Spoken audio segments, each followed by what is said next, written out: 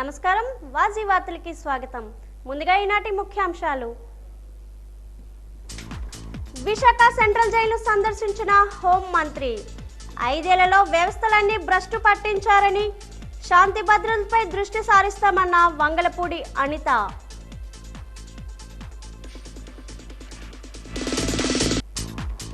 శివారు భూములకు కూడా సాగునీరు అందించేందుకు కృషి చేస్తామని హామీ. తాటిపూడి రిజర్వాయర్ నుండి నీటిని విడుదల చేసిన మంత్రి కొండపల్లి శ్రీనివాస్.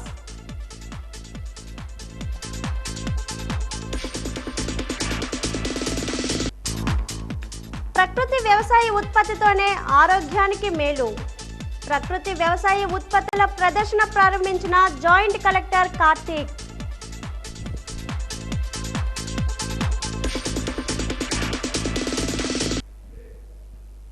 ఉత్తరప్రదేశ్లోని హథ్రస్ జిల్లాలో భారీ తొక్కిసలాట చోటు చేసుకుంది. ఒక ఆధ్యాత్మిక కార్యక్రమంలో జరిగిన ఈ ఘటనలో దాదాపు 67 మంది ప్రాణాలు కోల్పోయారు. రతిన్ బాన్పూర్లో శివారాధన కార్యక్రమ సమయంలో తొక్కిసలాట జరగడంతో ఈ దుర్ఘటన సంభవించినట్లు సమాచారం. ఈ ఘటనలో పలువురు గాయపడ్డారు. వారిలో మహిళలు, చిన్నారులు ఉన్నారు. వెంటనే వారిని దగ్గరలోని ఇటా ఆసుపత్రికి తరలించి చికిత్స అందిస్తున్నారు. ఇప్పటి వరకు 27 మృతదేహాలను పోస్టుమార్టం కోసం తీసుకువెళ్లారు. గాయపడిన వారికి చికిత్స అందుతుంది. దర్యాప్తు అనంతరం పూర్తి వివరాలు వెల్లడవుతాయని Etah chief medical officer Umesh Tripathi మీడియాకు వెల్లడించారు. మృతుల్లో 27 మంది మహిళలు, 3 చిన్నారులు ఉన్నారని అధికారులు తెలిపారు. ఈ విషాదంపై ముఖ్యమంత్రి యోగి ఆదిత్యనాథ్ దిగ్భ్రాంతి వ్యక్తం చేశారు. వెంటనే ఘటనా స్థలం వద్దకు వెళ్లి సహాయక చర్యల్లో పాల్గొనాలని అధికారులు ఆదేశించారు.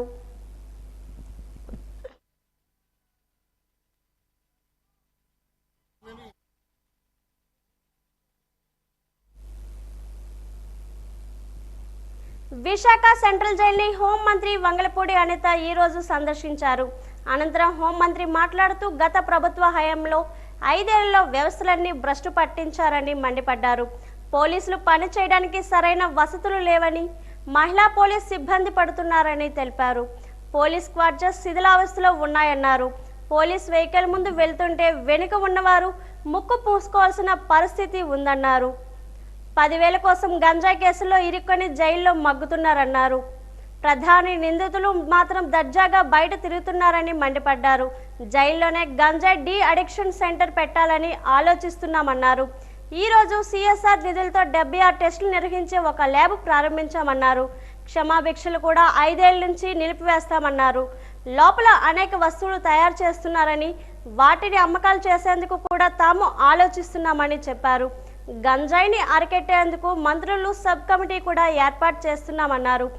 వాస్తవ పరిస్థితులు తెలుసుకునేందుకు ఈ రోజు జైల్లో పర్యటించనున్నారు.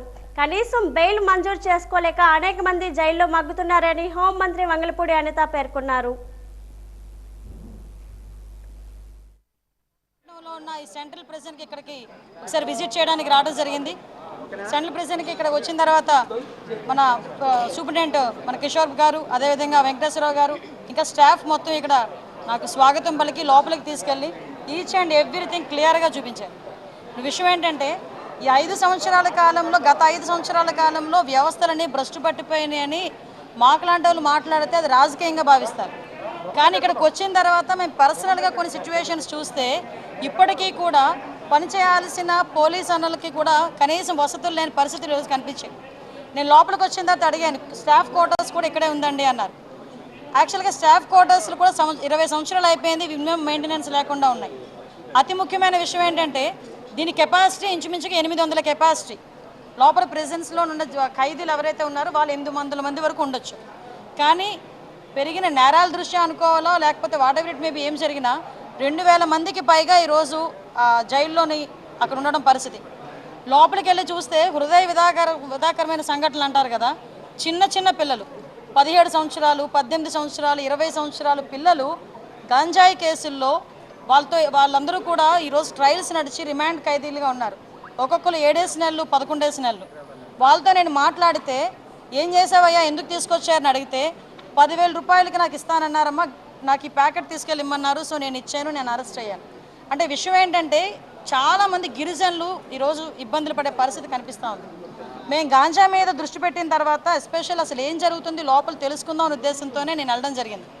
అక్కడికి వెళ్ళిన తర్వాత చాలా ఆశ్చర్యకరమైన సంఘటనలు ఏంటంటే ఈ 5,000 రూపాయలకి 10,000 రూపాయలకి వాళ్ళకి భూములు అంటే వాళ్ళకి గడవక చేసే పనులకి అది నేను కరెక్ట్ అని చెప్పట్లేదు, అది కూడా తప్పే. కానీ ఎవరైతే మెయిన్ వెండర్స్ ఉన్నారో వాళ్ళేమో బయట దర్జాగా తిరుగుతున్నారు, ఇలా పూట గడవక చేసిన వాళ్ళందరూ కూడా జైల్లో మగ్గిపోతున్నారు. సో ఇటువంటి సిచ్యువేషన్స్ ఒకటి మనం చూసాం. At the same time department వాళ్ళ దగ్గర నుంచి కూడా ఇక్కడ చాలామందికి అక్కడ మంచి హాస్పిటల్కి సంబంధించి ప్రజల ముఖాల్లో చిరునవ్వు, వారి జీవితాల్లో సంతోషాన్ని నింపడమే రాష్ట్ర ముఖ్యమంత్రి నారా చంద్రబాబు నాయుడు లక్ష్యమని రాష్ట్ర ఎంఎస్సి సెర్ఫ్ ఎన్ఆర్ఐ వ్యవహారాల శాఖ మంత్రి కొండపల్లి శ్రీనివాస్ పేర్కొన్నారు. గంట్యాడ మండలంలోని గొర్రిపాటి బుచ్చి అప్పారావు తాటిపూడి రిజర్వాయర్ నుంచి మంత్రి శ్రీనివాస్ సాగునీటి విడుదల చేసి మాట్లాడుతూ తాటిపూడి రిజర్వాయర్ ద్వారా శివారు భూములకు కూడా సాగునీరు అందించేందుకు కృషి చేస్తామని హామీ ఇచ్చాడు. గంట్యాడ, జామి, ఎస్కోట మండలాల్లోని 35 గ్రామాల్లో సుమారు 15,365 ఎకరాలకు సాగునీరు అందించే తాటిపూడి రిజర్వాయర్ ఈ ప్రాంతాన్ని సస్యశ్యామలం చేస్తుందన్నారు. జిల్లా కలెక్టర్ డాక్టర్ బిఆర్ అంబేద్కర్ మాట్లాడుతూ వ్యవసాయం, సాగునీరు, విద్య, వైద్య రంగాలకు అత్యధిక ప్రాధాన్యత ఇవ్వనున్నట్లు చెప్పారు. ఎస్కోట ఎమ్మెల్యే కోల లలిత కుమారి మాట్లాడుతూ బుచ్చి అప్పారావు కృషితోనే విశాఖకు త్రాగునీరు, ఈ ప్రాంతానికి సాగునీరు అందించేందుకు గోస్తాని నదిపై నిర్మించిన తాటిపూడి రిజర్వాయర్ జీవనాడి లాంటిదని పేర్కొన్నారు. 3 మండలాల్లోని సుమారు 35 గ్రామాల్లో 40,000 మంది రైతుల భూములకు ఈ రిజర్వాయర్ సస్యశ్యామలం చేస్తుందని చెప్పారు. అయితే గత ప్రభుత్వం పోలవరం ప్రాజెక్టుతో పాటు జిల్లాలో ఇలాంటి ప్రాజెక్టులను కూడా పూర్తిగా నిర్లక్ష్యం చేస్తుందని పేర్కొన్నారు. కనీసం మరమ్మతులకు కూడా నిధులు కేటాయించలేదని అన్నారు. తాటిపూడి రిజర్వాయర్ను సాగునీటి పరంగా, పర్యాటక పరంగా కూడా అభివృద్ధి చేయలేదని కోరారు.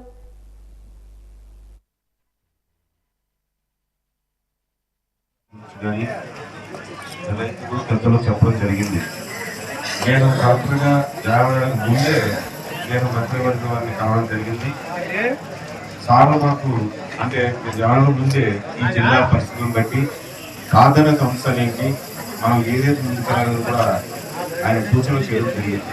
అందులో ప్రథమమైంది ఇరిగేషన్, నెక్స్ట్ అగ్రికల్చర్, తర్వాత వైద్యం. ఈ 3 మీద ఎడ్యుకేషన్, వీటి మీద పూర్తి స్థాయిలో మనం కాన్సన్ట్రేట్ చేద్దామంటే వీటి మీద మనం ప్లానింగ్ చేసుకుని ఎంత త్వరగా అయితే అంత త్వరగా మనం వీటిని కంప్లీట్ చేసి వారికి బెనిఫిట్ పొందేదానికి చేద్దామని కూడా మొదటి రోజే మాకు సూచన ఇవ్వడం జరిగింది. మంత్రి గారి సూచన ప్రకారం నేను రాగానే కూడా ముందు ఇరిగేషన్ మీద, అగ్రికల్చర్ మీద. తాతయ్య గారు ఒక రైతు కష్టాలంటే ఆయన తెలుసు. ప్రతి రైతు బాగుండాలని కోరుకున్న వ్యక్తి తాతయ్య గారు. మరి ఆ దిశగా రైతులకు పనికొచ్చే, రైతులకు సకాలంలో నీరు అందించే ఇరిగేషన్ ప్రారంభ వాటర్ని ఆ చేతుల మీద ఓపెన్ చేయడం చాలా ఆనందంగా భావిస్తున్నాను. చేసిన కెనాల్స్ అయితే మనకి 11 కెనాల్స్ ఉన్నాయి. సుమారు 15,000 ఎకరాలు, 15,365 ఎకరాలు ఇరిగేషన్ వాటర్ అయితే అందిస్తున్నాము, సాగునీరు ఇస్తున్నాం.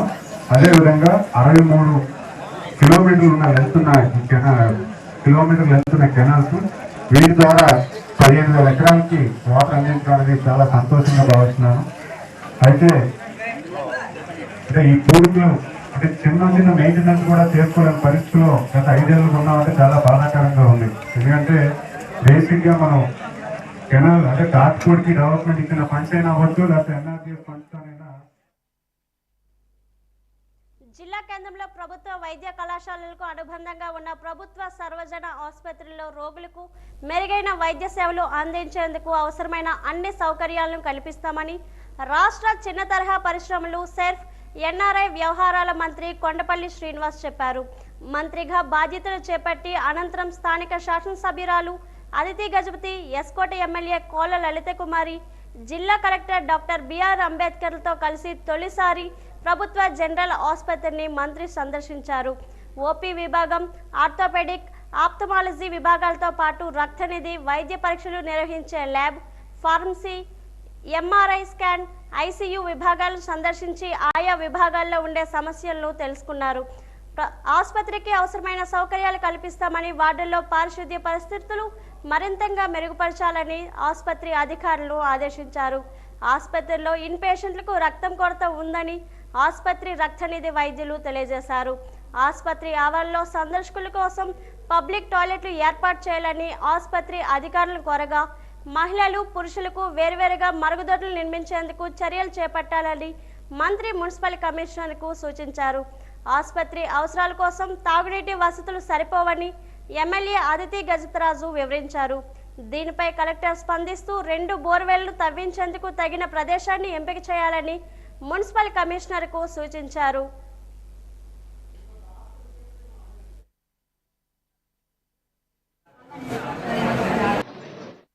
మెడికల్ కాలేజ్కి ఏదైతే అనుసంధానం చేసి ఈరోజు ఈ హాస్పిటల్ ఎలాగైతే నడుపుతున్నారో దాన్ని రివ్యూ చేయడానికి కలెక్టర్ గారు, అలాగే విజయనగరం శాసనసభ్యులు అదితి గజపతి గారు, అలాగే ఎస్కోట శాసనసభ్యులు కోళ్ళ లలితమ్మ గారు, అలాగే మన హాస్పిటల్ నుంచి సూపరింటెండెంట్ గారు, మరి మిగతా ఇతర స్టాఫ్ అందరూ కూడా రివ్యూ చేయడం జరిగింది.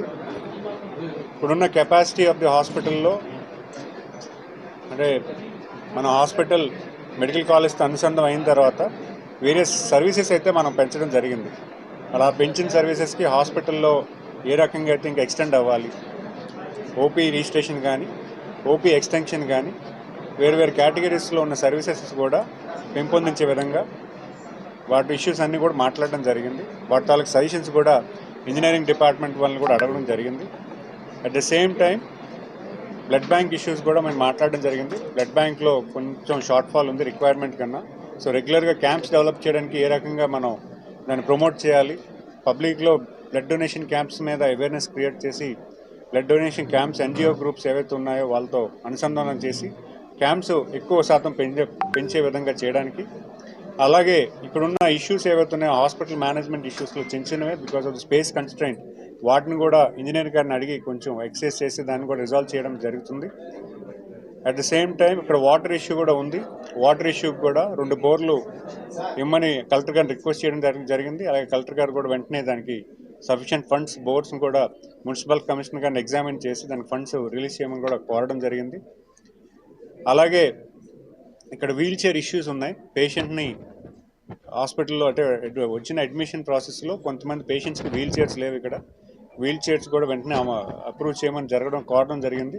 దాని నిమిత్తం ఒక 20 వీల్ చైర్స్ అండ్ 10 స్ట్రెచర్స్ పేషెంట్స్ని తీసుకువెళ్ళి మళ్ళీ తీసుకురావడానికి కూడా దానికి అనుసంధానం చేస్తూ వాళ్ళకి కొంచెం అంటే కొంచెం సౌకర్యం కూడా కొంచెం లేదని భావించి ఈరోజు అవి ఇమ్మీడియట్గా శాంక్షన్ చేయడం జరిగింది. At the same time other issues కూడా టాయిలెట్స్ కూడా ఇక్కడ హాస్పిటల్లో టాయిలెట్స్ కూడా లేవు, పబ్లిక్ టాయిలెట్స్ లేవు. పబ్లిక్ టాయిలెట్స్ కట్టమని రిక్వెస్ట్ చేయడం జరిగింది. దానికి కావాల్సిన మున్సిపల్ కమిషనర్ గారిని రిక్వెస్ట్ చేయడం జరిగింది. దాన్ని కూడా ఎస్టిమేట్ వేసి ప్రారంభించడానికి ఏ రకంగా దాన్ని సార్ట్అవుట్ చేయాలో కూడా దాన్ని కూడా నెక్స్ట్ మీటింగ్లో కంక్లూడ్ చేస్తాం. సో మిగతా విషయాలు కూడా చాలా విషయాలు డిస్కస్ చేసాం. ఇక ఫర్దర్గా దాన్ని ఎలా ఇంప్రూవ్ చేయాలి, సర్వీస్ పబ్లిక్ హెల్త్ మీద ఎలా ఇంప్రూవ్ చేయాలనే దాని మీద కూడా మేము డిస్కస్ చేస్తూ రానున్న భవిష్యత్ కాలంలో పింఛన్లపై తప్పుడు ప్రచారం సిగ్గుచేటు అని మాజీ మంత్రి కేఎస్ జవహర్ పేర్కొన్నారు. ఈ రోజు ఎన్టీఆర్ భవన్లో ఏర్పాటు చేసిన విలేకరుల సమావేశంలో మాట్లాడుతూ ప్రజలు 11 సీట్లకు పరిమితం చేసిన వైసీపీ తీరు మారలేదు అని అన్నారు. వాలంటీర్ల సహాయం లేకుండా సచివాలయాల్లో ఉండే ఉద్యోగస్తుల సహకారంతో ఇతర ఉద్యోగుల సహకారంతో రాష్ట్ర ప్రభుత్వం పెన్షన్లు పంపిణీ విజయవంతంగా పంపిణీ చేస్తుందని అన్నారు.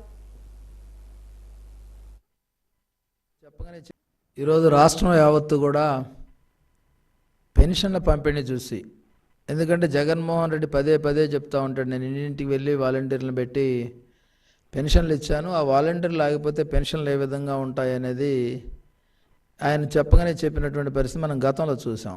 కానీ ఈరోజు ఎవరి సహాయం లేకుండా కార్యాలయాల్లో ఉండే కార్యాలయాల్లో ఉండేటటువంటి ఉద్యోగస్తులు, అదేవిధంగా ఇతర ప్రభుత్వ ఉద్యోగస్తులు అందరితో కలిపి నిన్న పెన్షన్ల పంపిణీ అనేది ఏ విధంగా చేశారో మనం అందరం కూడా చూసాం.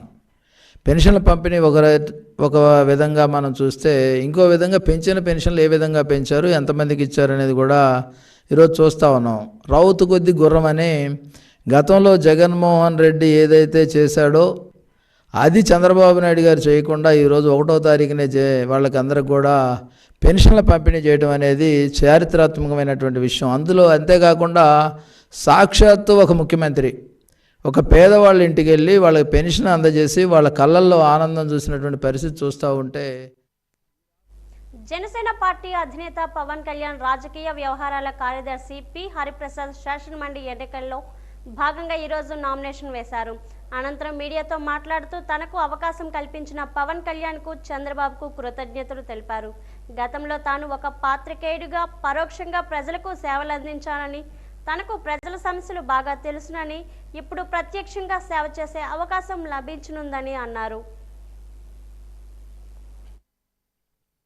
బాధ్యత నా మీద మరింత బరువు బాధ్యతలను పెంచింది.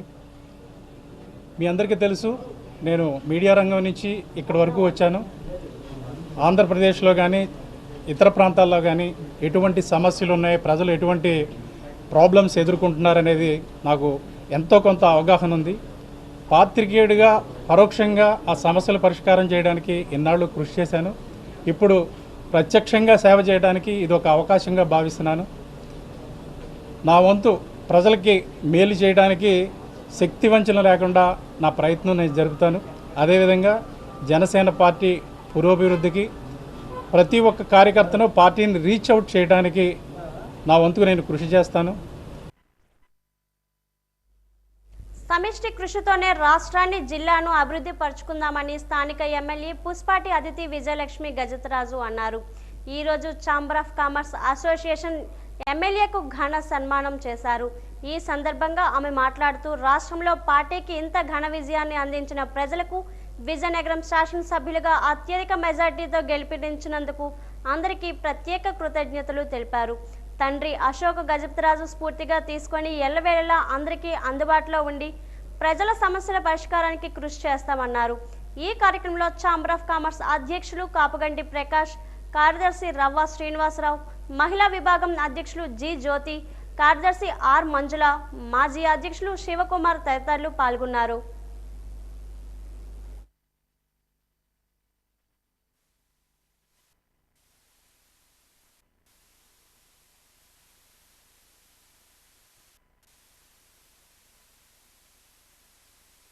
విజయనగరంని శాంతి భద్రతతో పురోగతి పదంలో తీసుకువెళ్ళినందుకు నన్ను ఒక ఆడపిల్లగా మీరు అందరూ ఆదరించారని మీ అందరికీ కూడా నేను ధన్యవాదాలు తెలుపుతా ఉన్నాను.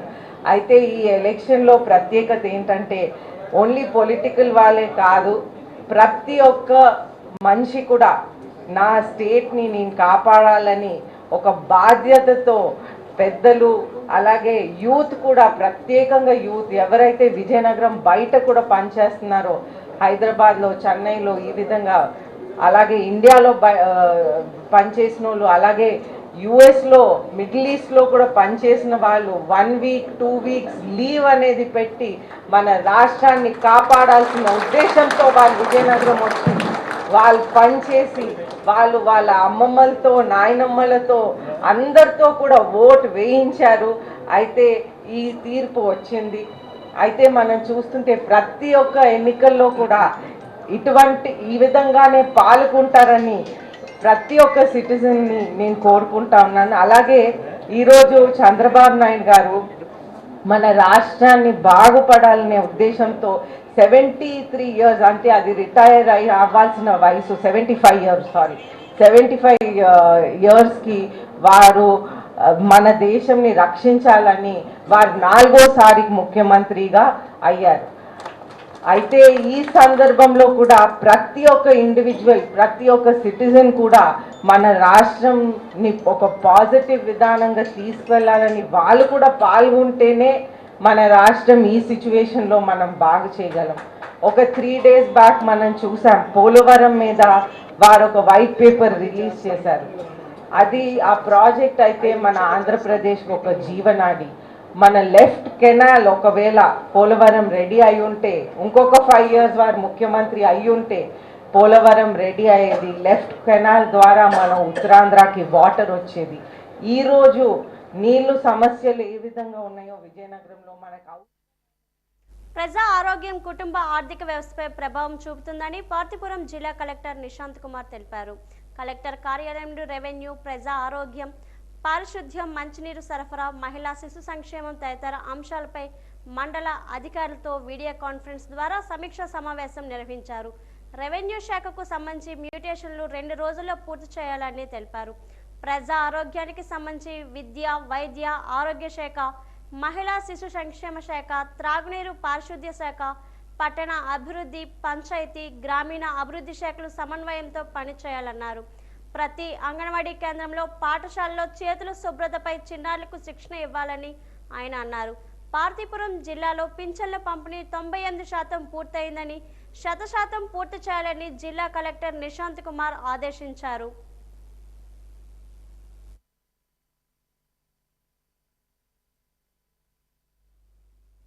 ప్రజల ఆరోగ్యం కోసం ప్రకృతి వ్యవసాయ ఉత్పత్తుల వినియోగం ప్రోత్సహించాలని ఉందని జాయింట్ కలెక్టర్ కె కార్తీక్ అన్నారు. ప్రతి ఒక్కరూ తమ కుటుంబం, తమ ఆరోగ్యం కోసం ఈ ఉత్పత్తులనే వినియోగించాలని, పెద్ద ఎత్తున అవగాహన కల్పించాలని ఉందన్నారు. కలెక్టర్ కార్యాలయంలో ఏర్పాటు చేసిన ప్రకృతి వ్యవసాయ ఉద్యాన ఉత్పత్తుల ప్రదర్శన, విక్రయాలను జాయింట్ కలెక్టర్ ప్రారంభించారు. ఈ సందర్భంగా జిల్లాలోని వివిధ ప్రాంతాలకు చెందిన రైతు శాస్త్రవేత్తలు, మెంటర్లు ATM A1 విధానాల ద్వారా పండించిన వ్యవసాయ ఉద్యాన ఉత్పత్తులను తిలకించి ఆయా వ్యవసాయ ఉత్పత్తుల పంట దిగుబడి, వాటి ద్వారా లభిస్తున్న ఆదాయం, వాటి మార్కెటింగ్ అంశాలపై రైతులతో, వ్యవసాయ అధికారులతో మాట్లాడి తెలుసుకున్నారు. ముఖ్యంగా ఈ ఉత్పత్తులను పండించడం ద్వారా రైతుల ఆదాయంలో తగ్గుదల ఉందనే అంశాన్ని రైతులకు అవగాహన కల్పించామన్నారు.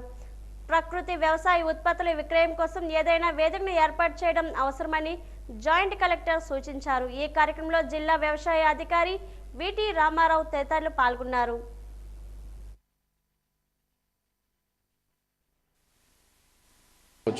విజయనగరం కలెక్టర్ ఆఫీస్లో నేచురల్ ఫార్మింగ్కి సంబంధించి ATM model and A type model, ఈ రెండు మోడల్స్లో ఫార్మర్ సైంటిస్ట్ అండ్ మెంటర్స్ పండించిన products, agricultural products and horticulture products అన్నీ కూడా ఇవాళ ఇక్కడ ఎగ్జిబిషన్ చేయడం జరిగింది. ప్రజలందరిలో కూడా నేచురల్ ఫార్మింగ్ వల్ల వచ్చే హెల్త్ బెనిఫిట్స్, ఆ ప్రొడక్ట్స్ కన్జ్యూమ్ చేయడం వల్ల, ఆ పంటను కన్జ్యూమ్ చేయడం వల్ల వచ్చే హెల్త్ బెనిఫిట్స్ అన్నీ కూడా ప్రజల్లో అవగాహన తీసుకురావాలనే ఉద్దేశంతో ఇవాళ ఈ కలెక్టర్ ఆఫీస్లో ఈ ప్రోగ్రామ్ అనేది కండక్ట్ చేయడం జరిగింది. సో ప్రజలందరూ కూడా మనవి ఏమిటి అంటే నేచురల్ ఫార్మింగ్ ప్రోడక్ట్స్ని తప్పనిసరిగా మనందరం ప్రమోట్ చేయాలి. అది ఎవరి కోసమో కాదు, మన ఓన్ ఆరోగ్యం కోసం, మన ఫ్యామిలీ ఆరోగ్యం కోసం, మన సొసైటీ ఆరోగ్యం కోసం. Thank you. చిన్నపిల్లలు ఫోన్ ఇస్తేనే అన్నం తింటామంటారు. టీనేజర్లు స్కూల్ నుంచి వచ్చి రాగానే మొబైల్ పట్టుకొని ఆటల్లో పడిపోతారు. మొబైల్ ఫోన్ ఎక్కువసేపు మాట్లాడితే హై బీపీ ప్రమాదం పొంచి ఉందని పరిశోధకులు హెచ్చరిస్తున్నారు. మొబైల్ ఫోన్ ఎక్కువగా వాడడం వల్ల మెడ, భుజాలు, చేతులు, కండరాల నొప్పులు పెరిగిపోతాయి. హాయిని పొందుతామన్న మాయలో అనారోగ్యాలు కొని తెచ్చుకుంటున్నామన్నారు. మితిమీరిన సెల్ ఫోన్ వినియోగం వల్ల కలిగే అనర్థాలపై వాజీ అందిస్తున్న ప్రత్యేక కథనం. చిన్నపిల్లలేమో ఫోన్ ఇస్తేనే అన్నం తింటామని అంటారు. టీనేజర్లేమో స్కూల్ నుంచి వచ్చి రాగానే మొబైల్ పట్టుకుని ఆటల్లో పడిపోతారు. స్మార్ట్ పేరెంట్ సొల్యూషన్ కంపెనీ బాటు టెక్ చేసిన సర్వే ఇదే చెబుతోంది. 5 నుంచి 16 సంవత్సరాల వయసు గల పిల్లల్లో 60% మంది అతిగా మొబైళ్లకు అలవాటు పడి నిద్రలేమితో బాధపడుతున్నారని వెల్లడించింది. ఆన్లైన్లో గేములు, సామాజిక మాధ్యమాల్లో నిరంతరం గడుపుతూ వారికే తెలియకుండా పిల్లలు అశ్లీల వీడియోల వైపు మళ్ళుతున్నట్లు ఈ సర్వే చెబుతోంది. దీనిని నివారించాలంటే పేరెంటల్ కంట్రోల్ ఫీచర్స్ తప్పకుండా వినియోగించాలి. అనవసర వీడియోలు చూడకుండా కంటెంట్ నియంత్రించాలి. మొబైల్ ఫోన్ ఎక్కువసేపు మాట్లాడితే హై బీపీ ప్రమాదం కూడా పొంచి ఉందని పరిశోధకులు హెచ్చరిస్తున్నారు. మన దేశంలో 120 కోట్ల మంది మొబైల్ వినియోగదారులు ఉంటే అందులో 22 కోట్ల మంది హై బీపీతో బాధపడుతున్నారు. మొబైల్ ఫోన్లో నుంచి వెలువడే తక్కువ స్థాయి రేడియో ఫ్రీక్వెన్సీ రక్తపోటు పెరుగుదలతో ముడిపడి ఉంటుందని శాస్త్రవేత్తలు గుర్తించారు. మొబైల్ ఫోన్ ఎక్కువగా వాడడం వల్ల మెడ, భుజాలు, చేతుల్లో కండరాల నొప్పులు పెరిగిపోతాయి. ఒక్కొక్కసారి తీవ్ర తలనొప్పి కూడా దారితీస్తుంది. మొబైల్ ఫోను చెవికి దగ్గరగా పెట్టుకొని ఎక్కువసేపు మాట్లాడడం వల్ల, ఇయర్ ఫోన్ ఎక్కువసేపు ఉపయోగించడం వల్ల టిన్నిటస్ అంటే చెవుల్లో నిరంతరం రింగింగ్ సౌండ్ వినిపించే పరిస్థితి తలెత్తుతుంది. చెవి సమస్యలు కూడా ఎక్కువగా వస్తాయి. ఫోన్ స్క్రీన్ మీద ఎక్కువసేపు చూడడం వల్ల కంటికి ఒత్తిడి పెరిగి కళ్ళు పొడిబారడం, చూపు మసకబారడం, తలనొప్పి, ఊబకాయం వంటి సమస్యలకు దారితీస్తుందని వైద్యులు హెచ్చరిస్తున్నారు. ఏ నోటిఫికేషన్ రాకపోయినా పదే పదే ఫోన్ స్క్రీన్ పైన చూడడం, అన్ని రకాల యాప్లు తెరవడం చేస్తుంటే వారు పాప్కార్న్, బ్రెయిన్ పాలిట పడ్డట్టే. దేని మీద కొన్ని నిమిషాలైనా దృష్టి పెట్టలేకపోవడం, పదే పదే ఫోన్ కేసు మనసు లాగడం, మానసిక అలసట, చిన్న నోటిఫికేషన్ వచ్చినా దాన్ని చూసే వరకు మనసు లాగడం, ఇటువంటివన్నీ దీనికి ఉదాహరణలే. వేడికి మొక్కజొన్న విత్తనాలు ఒక్కొక్కటిగా విచ్చుకున్నట్టే మన ఆలోచనలు కూడా ఒకదాటి నుంచి మరో దానికి పరిగెడుతూ ఉంటాయి. కాబట్టే దీనిని పాప్కార్న్ బ్రెయిన్ అని పిలుస్తారు. ఆందోళన, ఎవరితోనూ కలవాలి మాట్లాడకూడదని అనిపించటం, చిరాకు, కోపం, చిన్న చిన్న పనులకు కూడా గుర్తింపు కోరుకోవడం వంటివి, పెద్దవారిలో కూడా దేని మీద దృష్టి పెట్టలేకపోవడం, హైపర్ యాక్టివిటీ, చిన్నవాటికే కోపం, నిద్ర సరిగ్గా పట్టకపోవడం వంటి లక్షణాలు పిల్లల్లో కూడా కనిపిస్తున్నాయట. ఎందుకు ఇలా అంటే ఫోన్ నుంచి వచ్చే నీలికాంతి శబ్దాలకు మెదడు ఆకర్షితమవుతుందట. టైపింగ్ చేసేటప్పుడు వచ్చే శబ్దాలే కాదు, ఒకటి పూర్తయ్యాక మరొకటంటూ మనం చేసే స్క్రోలింగ్ కూడా తెలియని ఉత్సాహాన్ని తెచ్చిపెడుతుందట. ఒత్తిడి తగ్గి ఆనందం పొందుతున్న అనుభూతిని కలిగిస్తుంది. అందుకే హాయిని పొందుతున్నామన్న మాయలో అనారోగ్యాలను కొని తెచ్చుకుంటున్నాం. ఫోను లేకుండా గడపలేని వారికి నోమోఫోబియా ఉన్నట్టు భావించవచ్చు. నోమోఫోబియా ఉంటే మీ అనుబంధాలు దెబ్బతింటాయి. ఎందుకంటే అనుబంధాల కంటే ఫోన్తోనే బంధం ముఖ్యమని భావిస్తారు కాబట్టి. నోమోఫోబియా మీ లక్ష్యాలపై మీ ఫోకస్ను తప్పిస్తుంది. మీరు ఎక్కువసేపు ఒక పని మీద మనసు లగ్నం చేయలేరు. చదువుకునే విద్యార్థి, పనిచేస్తున్న ఉద్యోగి, ఇంటిని చక్కదిద్దే గృహిణి అందరూ కూడా క్వాలిటీ వర్క్ నష్టపోతారు. పనులు పెండింగ్లో పడిపోతాయి. నోమోఫోబియా కలిగిన వారు తమను తాము నమ్ముకోవడం కన్నా ఫోన్నే ఎక్కువగా నమ్ముకుంటారు. చివరకు ఫోన్ లేకుండా ఇంట్లో నుంచి అడుగు కూడా బయటపెట్టడానికి ఇష్టపడరు. సోషల్ మీడియా సంబంధాలే అసలు సంబంధాలుగా భావించి అసలు సంబంధాలను కోల్పోయే పరిస్థితి తలెత్తుతుంది.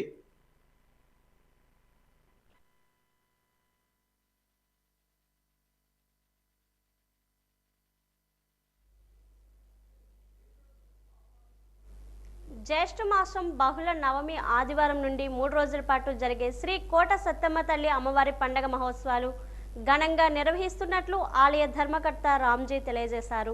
మొదటి రోజు అమ్మవారికి అఖండ దీపారాధన, గణపతి పూజ, సుగంధ ద్రవ్యములతో విశేష అభిషేకములు, హోమం నిర్వహించారు.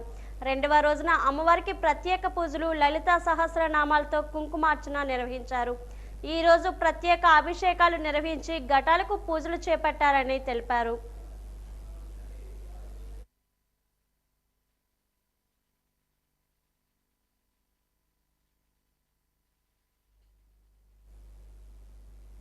రెండు రోజుల్లో ఎన్టీఆర్ భరోసా కార్యక్రమం ద్వారా 22,700 మంది పైగా పింఛన్ల పంపిణీ పూర్తి చేయడం జరిగిందని విజయనగరం నగరపాలక సంస్థ కమిషనర్ ఎంఎం నాయుడు తెలిపారు.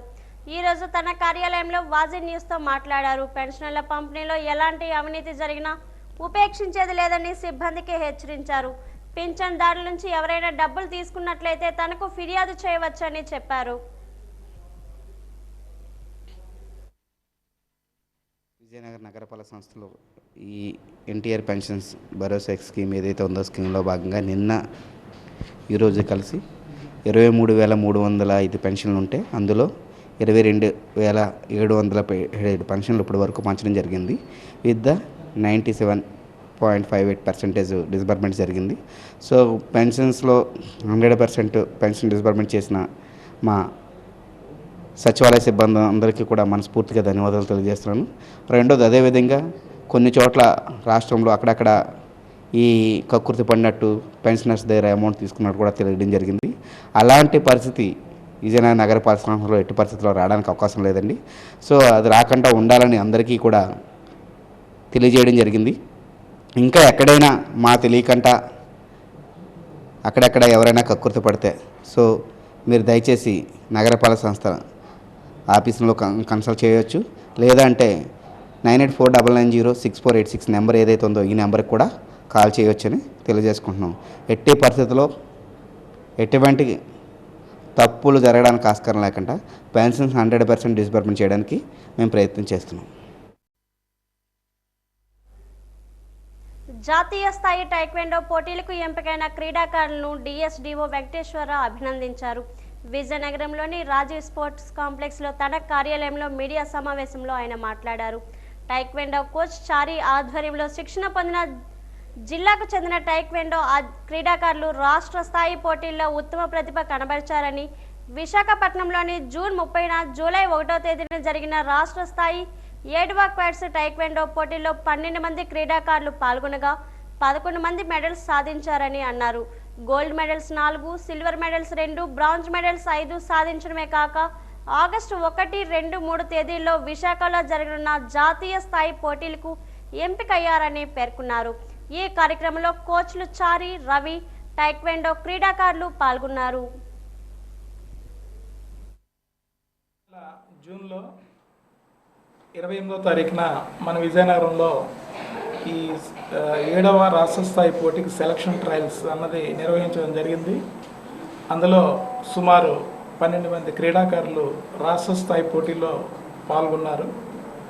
విశాఖపట్నంలో జరిగిన రాష్ట్ర స్థాయిలో పాల్గొని మనకి 4 బంగారు పథకాలు, సిల్వర్స్ 2, ఓ టీమ్ బ్రాంజు, 5 బ్రాంజులు తీసుకొని మన విజయనగరంకి గర్వకారణంగా నిలిచారు. అదేవిధంగా వాళ్ళు వచ్చే నెల విశాఖపట్నంలో పోర్ట్ స్టేడియంలో జరిగే జాతీయ స్థాయి పోటీలు 1, 2, 3 ఆగస్టు తేదీల్లో జరుగుతాయి. అందులో పాల్గొంటారు. గతంలో కూడా జాతీయ స్థాయి పోటీలో క్యాడెట్ విభాగంలో నేషనల్ స్థాయిలో మనకి మెడల్స్ తీసుకొని రావడం జరిగింది. అదేవిధంగా ఈ నెల రోజులు మనకి సమయం ఉంది కాబట్టి రాష్ట్ర స్థాయిలో కోచింగ్ క్యాంప్ విజయనగరంలో క్రీడాకారులందరికీ కూడా ఇచ్చే యోచనలో ఉన్నాం. విద్యలకు ఎలా ప్రాముఖ్యత ఉందో విజయనగరానికి, అదేవిధంగా క్రీడలకు కూడా అంతకంటే ఎక్కువ ప్రాముఖ్యత ఇస్తున్నాము. అందులో భాగంగా ఈ గత నెల 30వ తారీఖు మరియు జూలై 1వ తారీఖున రాష్ట్ర స్థాయి 7వ క్యాడెట్ టైక్వాండో ఛాంపియన్షిప్ పోటీలు వైజాగ్లో నిర్వహించడం జరిగింది. దానిలో మన జిల్లా నుంచి ప్రాతినిధ్యం వహించిన ఎంతోమంది క్రీడాకారులు దాదాపు 11 మెడల్స్ సాధించి రాష్ట్రంలోనే ఒక అత్యుత్తమ ప్రదర్శన కనబరిచి మన జిల్లాకి మంచి పేరు తీసుకొచ్చారు. ఈ 11 మెడల్స్లో కూడా 4 gold medals, 2 silver, 5 bronze medals. ఈ విధంగా వీళ్ళు మెడల్స్ సాధించి వాళ్ళ ప్రతిభను చూపించి మన జిల్లా కీర్తిని రాష్ట్రం మొత్తం కూడా తెలియజేపరిచినందుకు క్రీడాకారులకు వాళ్ళకి శిక్షణ ఇస్తున్న కోచ్లు మరియు వారి ఆర్గనైజింగ్ చారి గారికి, మా కోచ్ రవికి మరియు పేరెంట్స్ అందరికీ ప్రత్యేక ధన్యవాదాలు. ఈ నెల 1వ తేదీ నుంచి 10వ తేదీ వరకు ప్రభుత్వ డిగ్రీ కళాశాలలో ప్రవేశాలకు ఆహ్వానిస్తున్నామని కళాశాల ప్రిన్సిపల్ తెలిపారు. ఈరోజు మీడియాతో మాట్లాడుతూ జూలై 1వ తేదీ నుంచి డిగ్రీ అడ్మిషన్లు ప్రారంభించామని, అర్హులైన విద్యార్థులు 10వ తేదీలోపు దరఖాస్తు చేసుకోవాలని కోరారు. ప్రభుత్వ కళాశాలలో ఇప్పటికే అన్ని రకాల వసతులు ఉన్నాయని, విద్యార్థులు ఈ అవకాశాన్ని సద్వినియోగం చేసుకోవాలని కోరారు.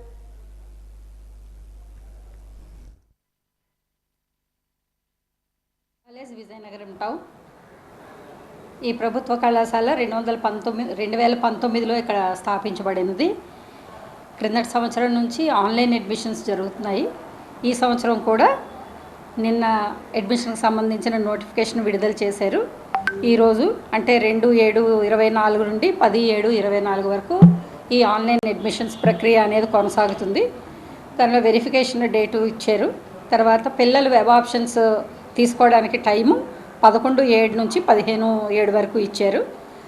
ఆ 15వ తారీఖు అయిపోయిన తర్వాత 19వ తారీఖు నుంచి స్టూడెంట్స్కి కాలేజెస్ అలాట్మెంట్ అనేది జరుగుతుంది. తర్వాత 20 నుంచి కాలేజ్లోని పిల్లలు రిపోర్ట్ చేస్తూ ఉండాలి. మా కాలేజ్ OAMDC నెంబర్ 32489. ఈ నెంబర్ ద్వారా పిల్లలు ఆన్లైన్ అడ్మిషన్స్ చేసుకోవచ్చు. అంతేకాకుండా ఈ సంవత్సరం ఈ గవర్నమెంట్ డిగ్రీ కాలేజ్కి హెల్ప్ లైన్ సెంటర్ను కూడా గవర్నమెంట్ వాళ్ళు ప్రొవైడ్ చేశారు. ఇది జిల్లాకు ఒకటి ఉంటుంది. సో విజయనగరం జిల్లాకు గాను విజయనగరం ప్రభుత్వ కళాశాల విజయనగరం టౌన్ వాళ్ళకి కేటాయించారు. దీని ద్వారా మేము పిల్లలకు కావాల్సిన హెల్ప్ అది కూడా అందించడం అవుతుంది. అడ్మిషన్స్ అన్నీ కూడా ఆన్లైన్లోనే చేయాలి.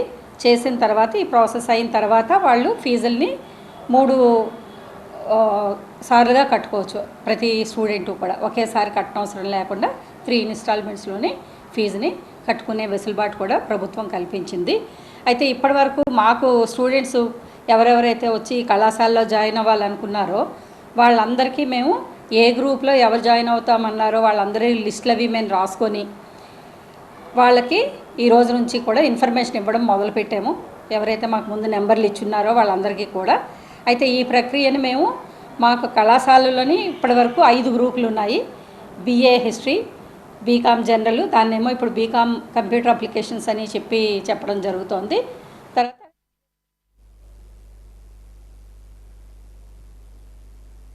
వాజీవాతలు ముగించే ముందు ముఖ్యాంశాలు మరోసారి. విశాఖ సెంట్రల్ జైలును సందర్శించిన హోంమంత్రి 5 ఏళ్లలో వ్యవస్థలన్నీ భ్రష్టు పట్టించారని, శాంతి భద్రతలపై దృష్టి సారిస్తామన్న వంగలపూడి అనిత.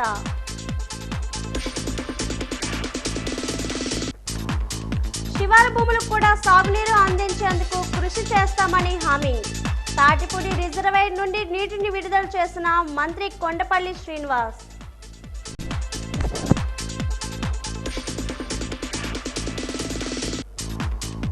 ప్రకృతి వ్యవసాయ ఉత్పత్తితోనే ఆరోగ్యానికి మేలు. ప్రకృతి వ్యవసాయ ఉత్పత్తుల ప్రదర్శన ప్రారంభించిన జాయింట్ కలెక్టర్ కార్తీక్.